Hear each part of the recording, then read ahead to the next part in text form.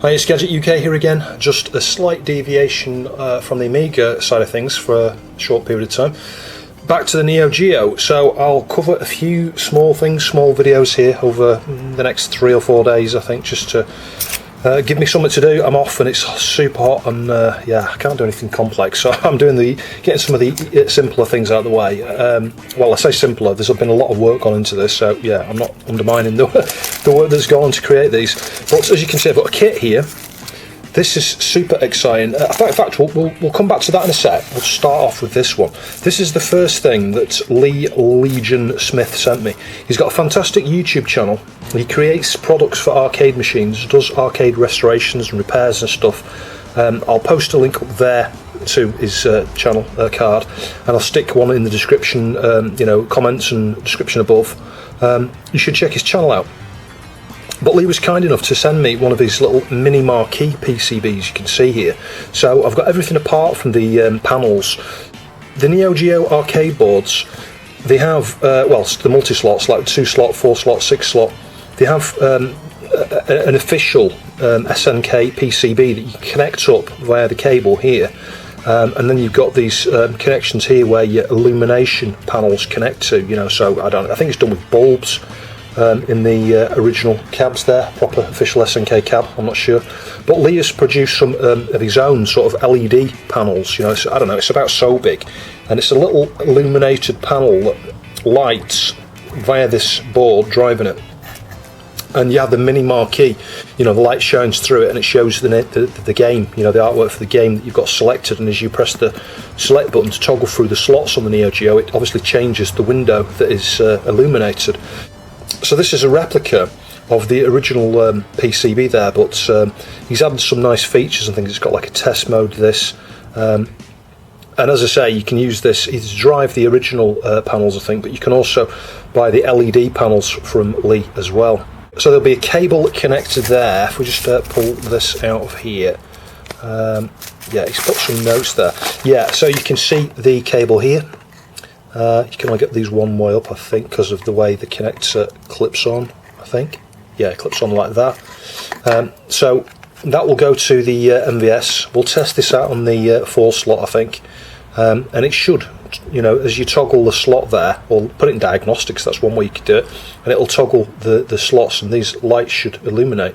I mean, I can't do much more. We can perhaps measure the voltages here, maybe, I think, because I think it's driving it, because this is a little transistor array here.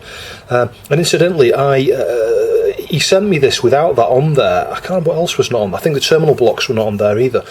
It was just with the LEDs, just to demonstrate it.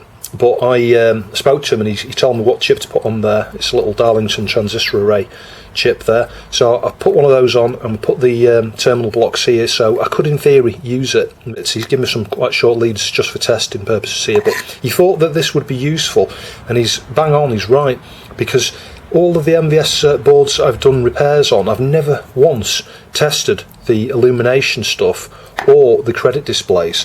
And this is the other exciting thing here, is produced again his own reproduction credit displays for the MVS. So if you wanted to, these are things you could use to consoleize, a 4-slot or a 6-slot. I mean, I don't know where you would put the credit display, but you could certainly use it. For my purposes, as I say, for testing, it's super useful. So again, the connector goes like that on there, and then the other end just goes to the MVS.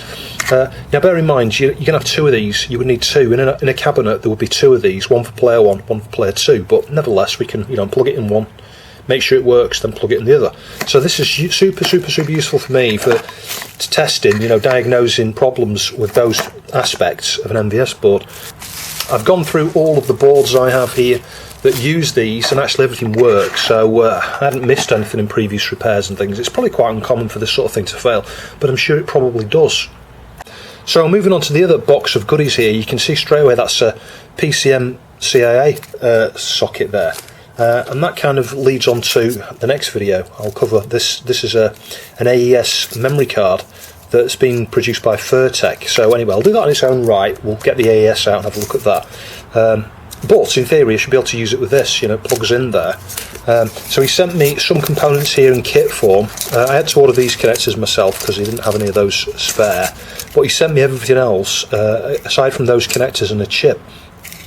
So what this is, the memory card interface. I got talking to him about these other products, you know, these two things. Once we finished talking about these two, I said to him, why don't you have you considered having a go at creating the memory card interface? Because it's something that might appeal to people consolising the MVS.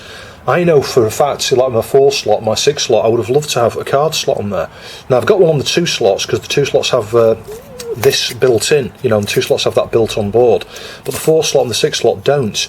So he went away and produced a few different things. This was the second thing he produced. So, you know, you connect your 2 ribbons up here that go to the connectors on the MVS. I'll show you that in a second.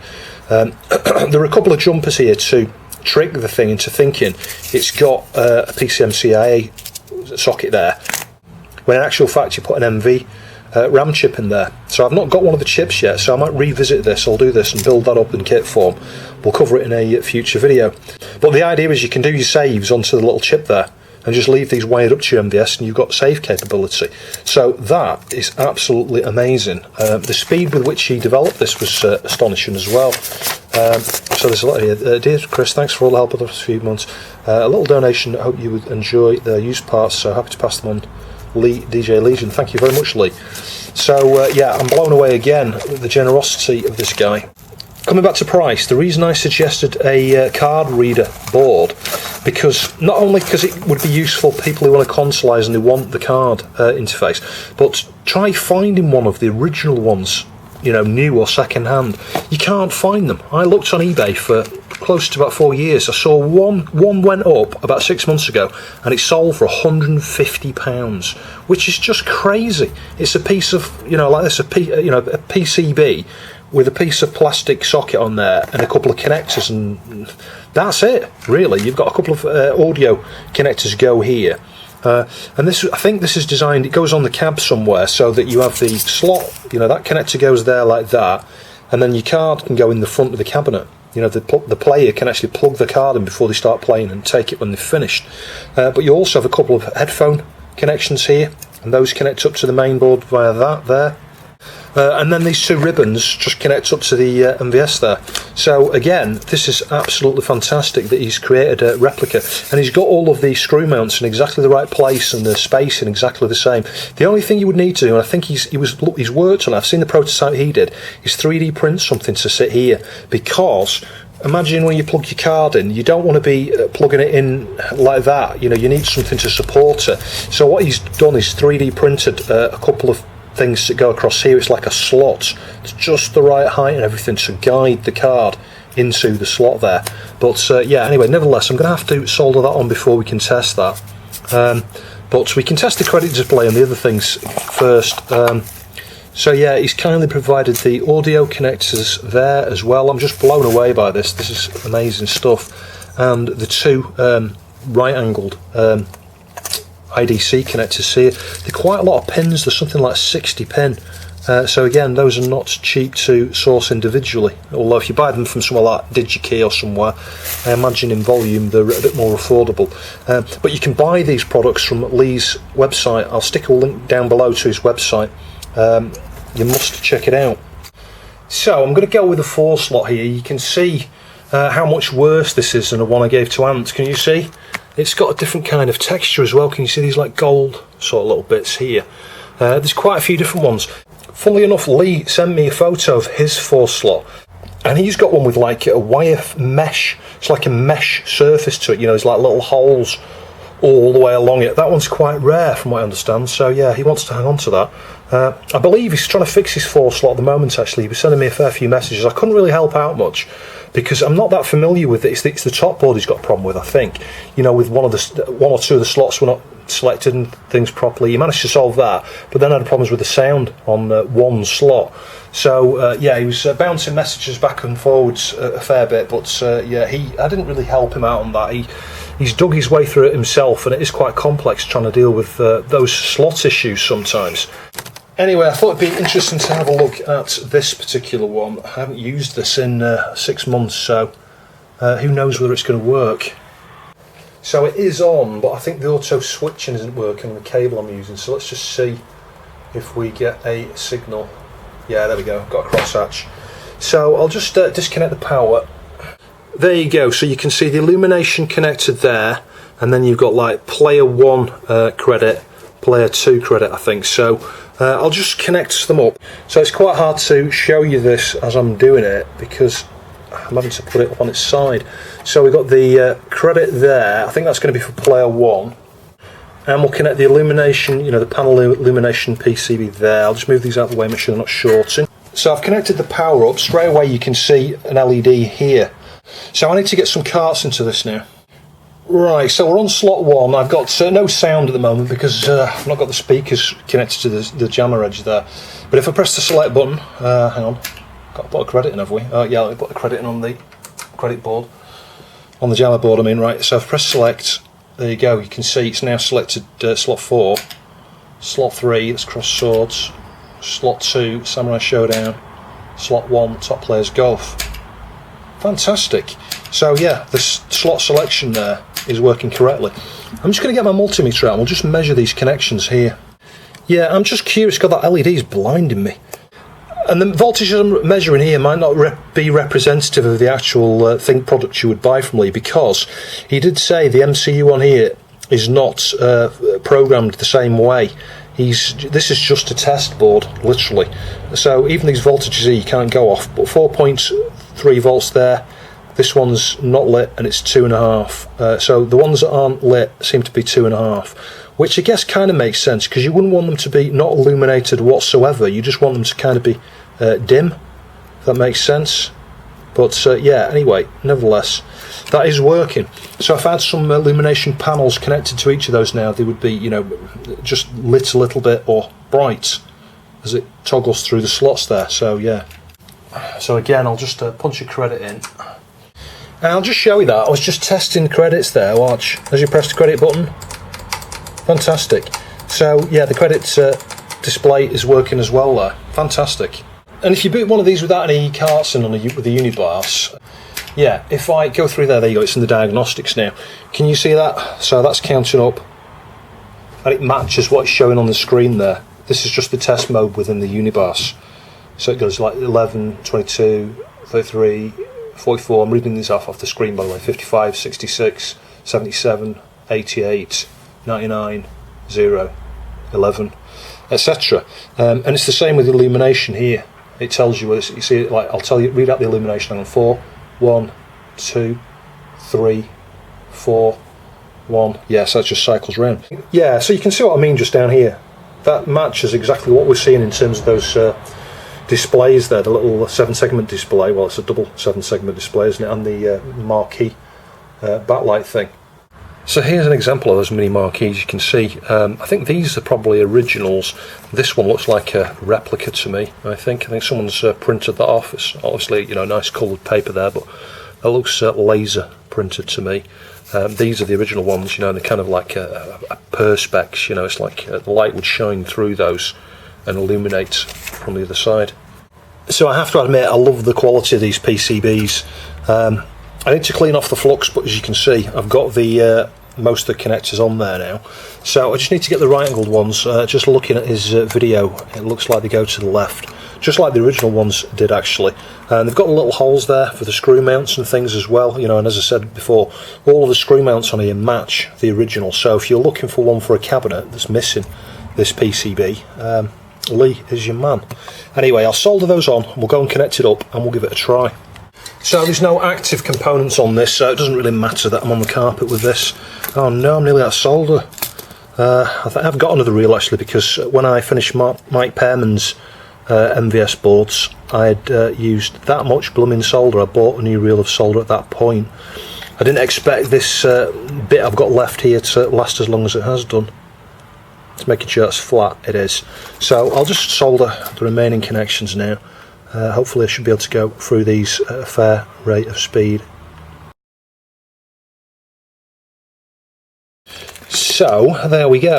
One thing I would say, learning curve, you know, having assembled one of these myself, I would shim underneath the plastic thing there before you secure it on, because can you see you've got like a bulge with the bottom of the wire. So, and I guess that's something that Lee's taken into account. Mind you, that's going in alright. It makes it a bit tighter, that's all. But anyway, so those are both secured now. I need to clean off all the flux from underneath, as you can see. But I'm just keen to go and give this a try.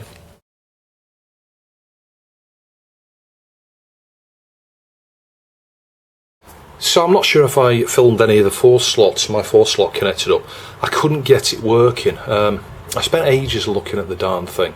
I ran into some issues actually testing the memory card. I'll show you in a minute on an AES. It's a brand new memory card. It's a really sweet card actually that came from Furtek, and I'll cover that in its own video. And I'll perhaps talk about that in the other video. I won't cover it in this video really, I'll just show you the card. But anyway, you can see I connected up a 6 slot here. And you can see the card over there, that's Furtek's card with a bit of red tape. I'll explain that in the video when I come to review that card actually. It's a really good card. Yeah, the PCB shouldn't really be on the floor there. I mean, it's kind of off the floor, but anyway, it is all connected up. And I just had a playthrough on this actually and got to level 2 on Puzzle Bobble. I've got no sound at the moment because I've not got speakers wired up to the supergun adapter here. But the main purpose of this is just to show you, hopefully, when I put a credit in, I press the coin button on the jammer board, and if we click start, there you go, card load, yes, it should go to round 2. Yeah, it does, round 2 at the bottom there. So it does indeed work. Now, there are things I wanted to show you, but I can't because I haven't got a UniBIOS in this particular board here. I believe if you hold down, I think it's all 4 buttons, or it might be B, C, D, when you power the Neo Geo on with a UniBIOS, it will go into the memory card manager, and you can see, you know, whatever saves you've got listed on that card there. A lot of the time there'll be, you know, some typos in the text, the title for the game, because the original authors were, you know, in Japan and stuff, and they didn't always get the English right and things like that. But you can generally work out what games you've got on there. And you can delete the saves and things like that, format the card from there. You're not really missing anything, just take my word for it that you can hold, I think it's, like I said, BCD or ABCD, I don't know, as you boot the UniBIOS, and you can get into that memory manager there. So I just played through the entire first level of Metal Slug 5 here. I've only got 1 life left. I'm just going to lose my life. I'm curious to see, does this game allow you to save? Because I'm not sure which games support the memory card. I'm guessing all of them do, but I don't know. It's not something I've ever spent any time researching or testing. I mean, I've got the AES there, but I don't tend to use the AES very much. So we'll just wait for that to time out, and let's just see if it gives us an option to save to the card. Yeah, data save, so let's choose yes, save OK. I'm going to power cycle it, and then we'll just load this game again and just see if that save works. So the power's been cycled there. I've got 2 games in at the moment. I've got Puzzle Bobble in one of the slots. In fact, that's what's come up here. If it's put credit in there, let's just see if that's got the save, because it should have. Both those games should be on this card. Yeah, card load, yes. And it says there round 2. You know, it tells you straight away as it's reading the save file what it is. So that's that working. Let me just power cycle it. And then we'll select the second game here. Yes, that's it. It's actually on it already. And put a credit in there. Press start and see what happens here. Yep, data load. Yes. So I'm guessing. Oh, there you go. You can pick your stage. Fantastic. So yeah, he's done a great job. It works. Works perfectly. And I thought it would be worth just carefully showing you what's wired where here. So you've got CN6 here and CN7. There's a hair there, cat hair. That's one of the problems with doing things in here, get hairs over everything. So you can see the PCB's absolutely immaculate. This was reused. He did say that in his original letter. You know, I could tell he'd had things soldered onto this, and you know, as he'd been trialling things and testing things. You can see Furtek's card there. We'll cover that in another video. So yeah, there's a mark in there that says CN6. Let's just check that. It's this ribbon here, isn't it? Yeah, so CN6 on a 6 slot goes to the corner there, and I'm guessing it's going to be exactly the same on the 4 slot. It's curious why my 4 slot wouldn't work. I'm going to go and get that out now. Maybe we'll repair it within this video, because it might be something super simple. It might even just be in a case that I had the cables the wrong way, because when I first tested this, can you see the way these are, the flush with the board? If you try and connect this side to that side instead of this side of the cable, do you see what I mean? If you flip the cable around, it fits differently, and it might be that the pins are then wired differently. So that might have been the issue I had. I'm honestly not sure. If that's the case, I would have to mark up, you know, Neo Geo or something on here. I don't know, stick something on the connector, a paint mark or something, just so that I know. But we'll find out one way or the other if I go and get my 4 slot back out again. But yeah, it worked perfectly with the 6 slot here. We've got 2 saves on there at the moment, Metal Slug 5 and Puzzle Bobble.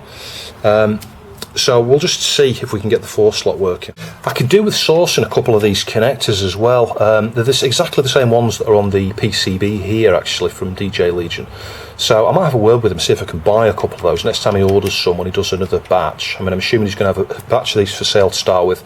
I would go straight over to his page and order one if you can, because they're going to sell out super, super quick.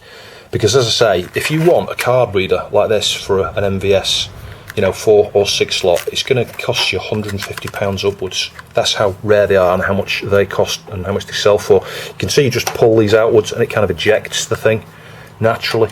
But yeah, if he's watching this and he's does an order in future, please order a couple of these. Charge me, you know, add 50% on cost or 100% on cost, and I'll buy a couple of those off you, because I can fix, you know, replace this one on my 6 slot and I can replace the one on my 4 slot.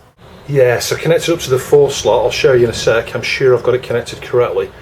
You can see this is what was getting hardware test failed, mem card, so I'm guessing we've got a bad connection or something there. This is the 4 slot, the first one I showed on my channel. I think it just had a video RAM fault or something like that. It has been recapped, this board. I think there were some dodgy looking connections around those memory card readers, so you never know, you could just have a broken trace. But I'll investigate it now. We'll see if we can cover it within this video, because I suspect it's probably going to be a super short repair.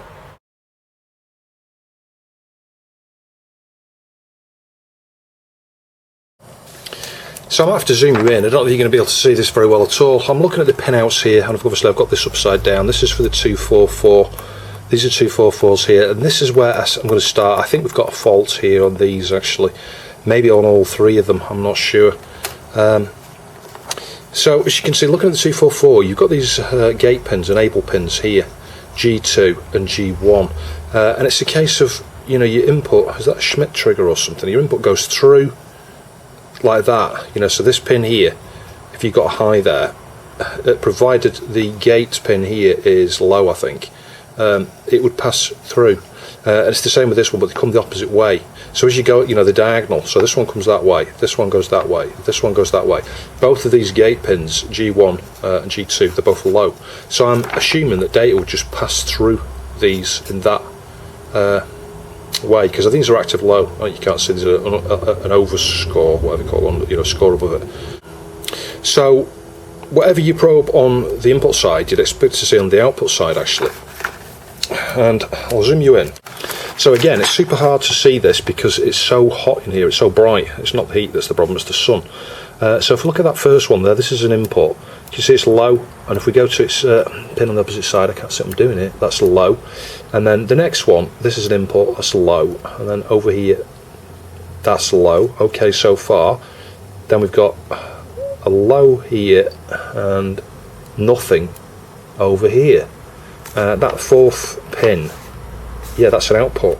Yeah, it's that 4th pin I'm looking at there, can you see? It's actually an output from the one down here. So, bear in mind its enables are low. Why are we getting nothing coming through that? From the low input there. So I'm thinking that's faulty. I've done the check on that one looks faulty. I'll check this one next, but I think these here are faulty. I don't know about the 245s, but this is where I'm going to start. I'll start by, well, I'll finish testing that, and then I'm going to socket these up and test them one at a time, I think. Whilst I'm waiting for this desolder station to warm up, I thought I'd show you the 2 slot here. You can see this has got a memory card built in, so this is one of the reasons why the 2 slots are a lot more desirable to consoles, as I mentioned previously. So you can see I removed the chip there. The way I did it, I just used the good old desolder pump here. And then use hot air to free it up. I'll probably show you that on the next chips, but I want to get a socket on here, and I just want to get a chip in there. I don't think I've got HCT244. I've got maybe a HC244, I might have an LS244. I think it's probably going to work, but the main thing I want to check is whether, you know, the things are passing from one side to the other. If I see signs that looks okay after swapping that one, then obviously these are definitely the next in line.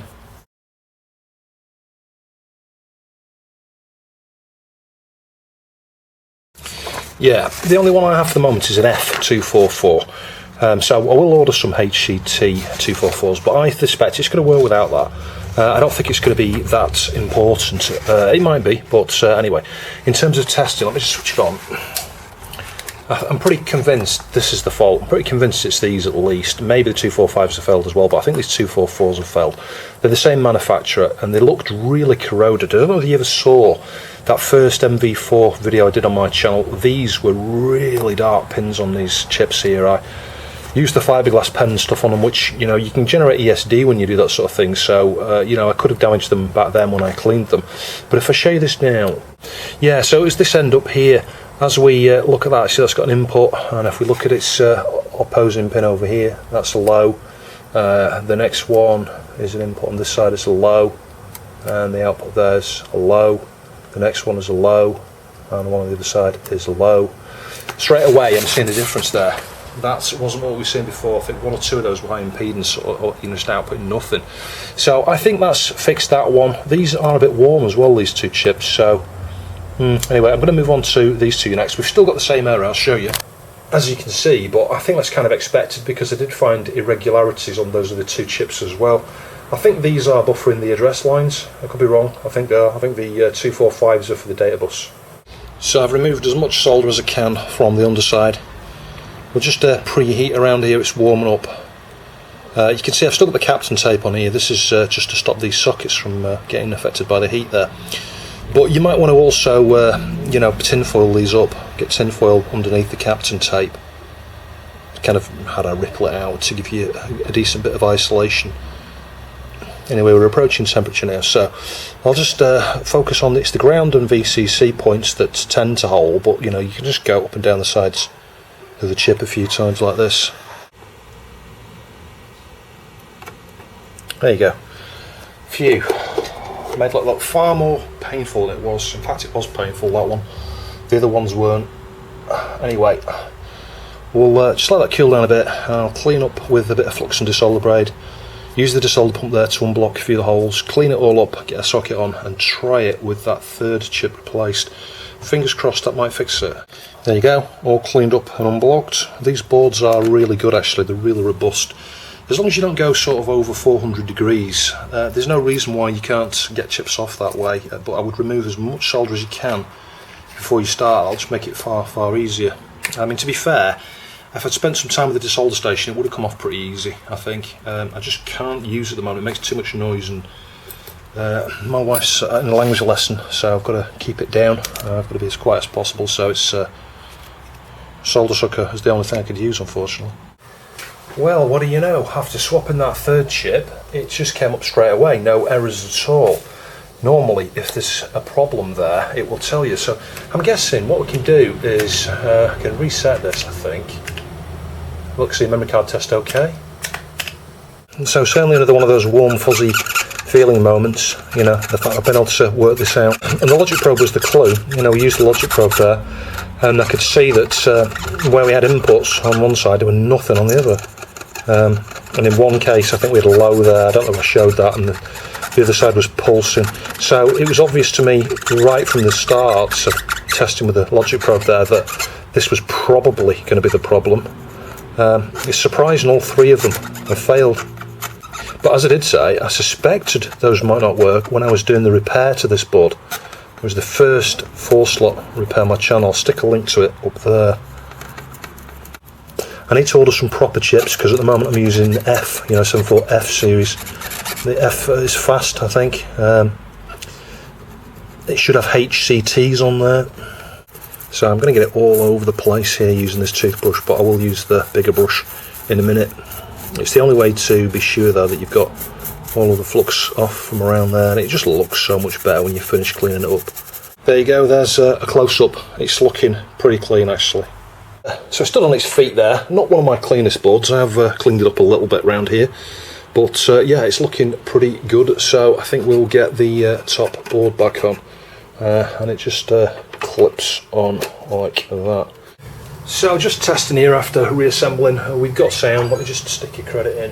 I've got two games in, I've got the same games, Bust a Move, you know, Puzzle Bobble, and what's it called, Metal Slug 5. So if we hit start, fact, I didn't ask us if we wanted to continue, did it?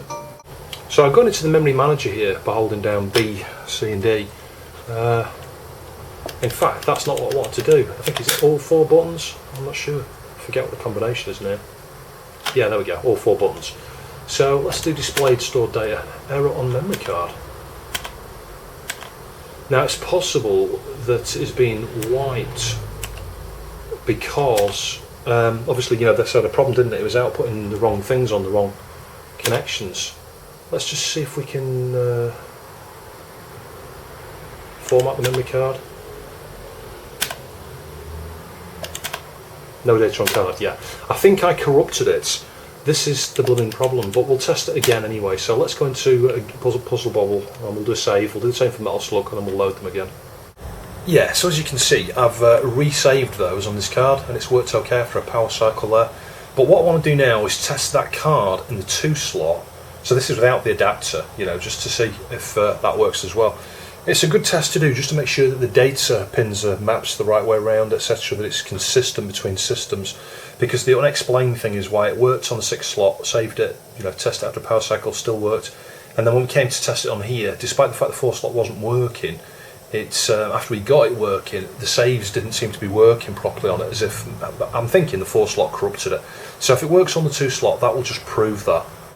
Yeah, you saw that load okay. The thing I'll say about the 2 slot is the memory card slot there is kind of less than desirable, really, in the sense that it's quite hard to feed it in. You know, it's certainly with this card I'm using, it took me a few attempts there to just carefully try and line it up, but you know, the fact that Puzzle Bobble's loaded level 2 there, let's come out of that, let's reset that. I haven't got a unibars on this one. So I'll stick a credit in again. We'll select Metal Slug instead by pressing the select button, hit start. Let's see if this allows us to load. Yeah, data load, look. So there you go. I must have just corrupted it when we had that issue with the 4 slot there, but we can start on stage 2, look. In fact, let's just try that, let's just start it.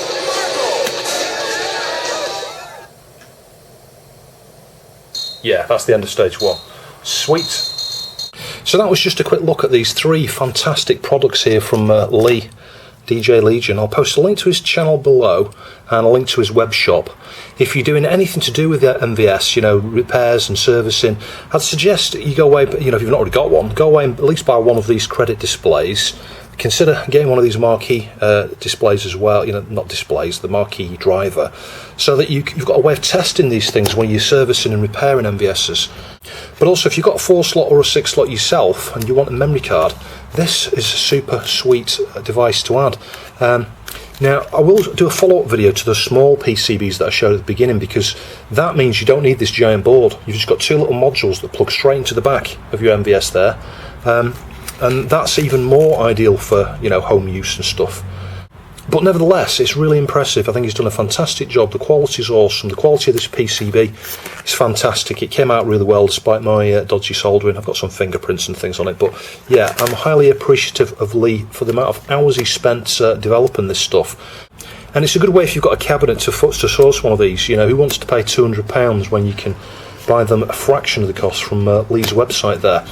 The one he sent me, he's given me deliberately, and I did ask for this, so, you know, short cables here. You know, if you're going to put one of these in a cab, you will get in the kit the proper length cables so that it can, you know, reach as far as it's supposed to go. But for my use here, this is ideal, just short cables here. You could always fit this somewhere on the MVS, you know, in between the 2 boards perhaps, you know, with short wires like this. That would perhaps allow you to fit it quite easily.